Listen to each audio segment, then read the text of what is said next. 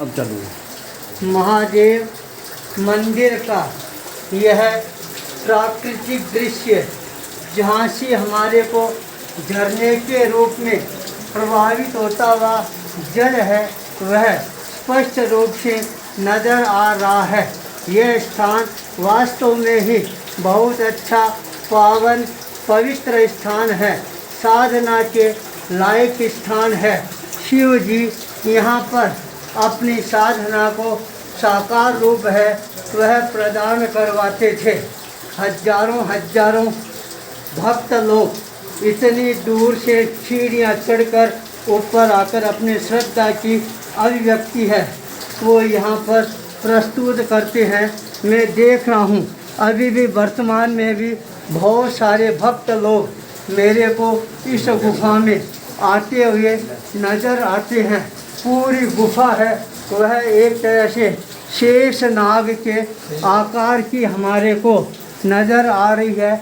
ऐसी गुफाएं बहुत ही मुश्किल और कम ही देखने का अवसर है वह प्राप्त होता है।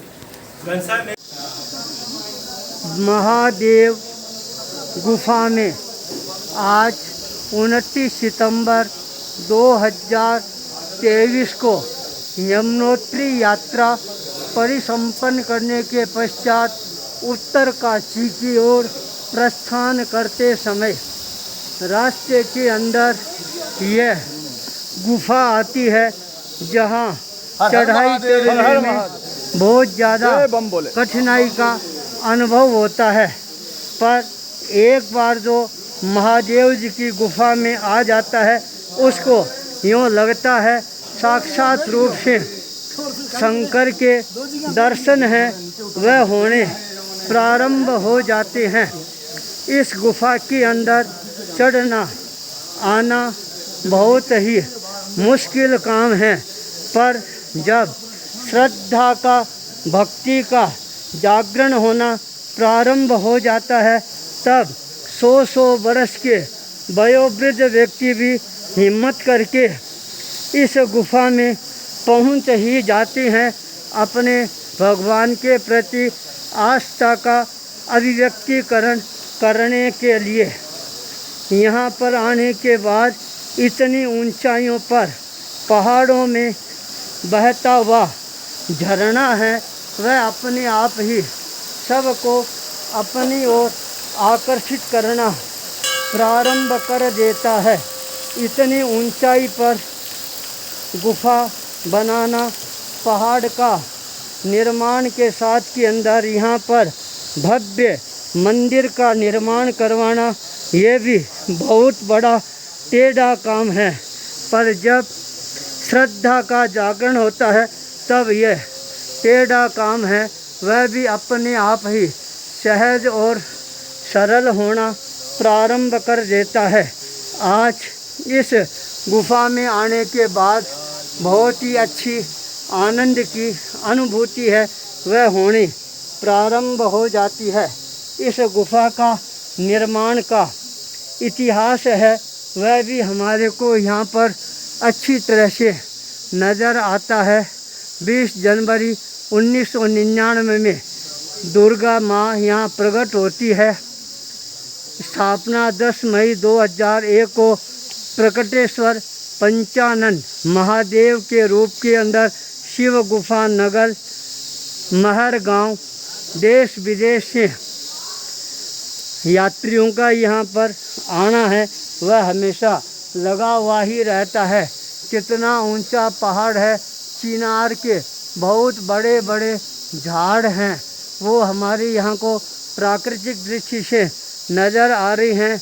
100 बड़ी बड़ी सीढ़ियाँ, ऊंची ऊंची सीढ़ियाँ चढ़कर भक्त लोग किस तरह से आस्था के साथ यहाँ पहुँच जाती हैं यह वास्तव में ही श्रद्धा का एक अद्भुत नमूना है।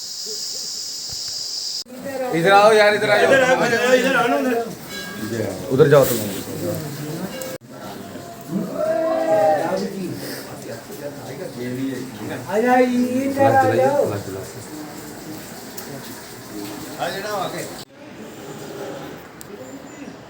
सुबह का मौसम बहुत ही मन भावन होता है। जब से हमने चार धाम की यात्रा प्रारंभ की है तब से मौसम बहुत ही ज़्यादा अनुकूल है, वह नज़र आ रहा है। अभी हम चार धाम की यात्रा के अंतर्गत बाराकोट प्रकाश होटल के अंदर ठहरे हुए हैं। होटल के ठीक पीछे यमुना नदी है, वह कल कल की धारा के साथ बहती हुई नज़र आ रही है। पास में चिनार के बहुत बड़े बड़े पेड़ हैं, वो भी लगे हुए हैं। सामने पर्वतमाला है जो प्रातः काल के सूर्योदय के सौंदर्य को और ज़्यादा निखारती हुई नज़र आ रही है।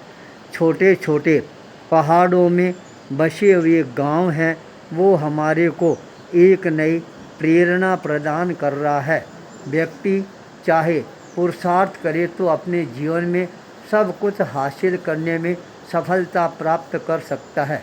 मेहनत है वह आखिर में रंग लाकर ही रहती है। अब हम यहाँ से यात्रा गंगोत्री प्रारंभ कर रही हैं। यमुनोत्री की यात्रा, यमुना जी की यात्रा कल हमने बहुत ही उत्साह व आनंदमय वातावरण में सानंद संपन्न की। अब हम उत्तर काशी की ओर अपने चरणों को गतिशील बनाना प्रारंभ कर रही हैं। हमारी यात्रा हमारे जीवन में साधना की दृष्टि से और भी ज़्यादा महत्वपूर्ण आयाम है, प्रस्तुत करने वाली बनती जा रही है। ये यात्रा साधना की दृष्टि से भी आगे जाकर हमारे जीवन में बहुत ज़्यादा उपयोगी है, वह साबित होने वाली है। ऐसा विश्वास अपने आप ही मन में जागृत होना प्रारंभ हो जाता है। विश्वास ही सफलता की सबसे बड़ी कुंजी होती है। हम अपने जीवन में यात्राएं करते रहे, अनुभव ग्रहण करते रहे, सफलताएं प्राप्त करते रहे, साधना के उद्देश्य को और ज़्यादा सार्थक बनाते जाएं। इसी मंगल भाव के साथ ओम ह्रीं श्रीं बावन गजा बालाजी नमो नमः। ओम ह्रीं श्रीं बावन गजा बालाजी नमो नमः। ओम ह्रीं श्रीं बावन गजा बालाजी नमो नमः। नमो नमः। नमो नमः। नमो नमः।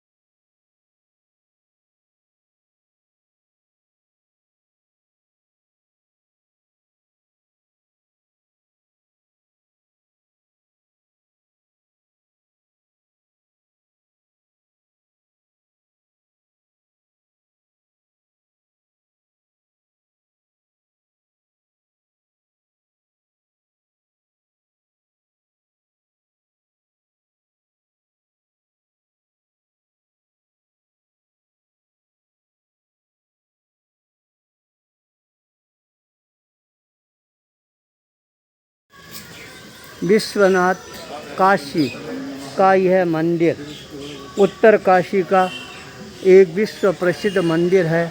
इस मंदिर का निर्माण परशुराम जी ने करवाया था, इसलिए इस मंदिर की महत्ता है वह और ज़्यादा उजागर होनी प्रारंभ हो जाती है। चार धाम की यात्रा जब की जाती है तब उत्तर काशी में भी आया जाता है।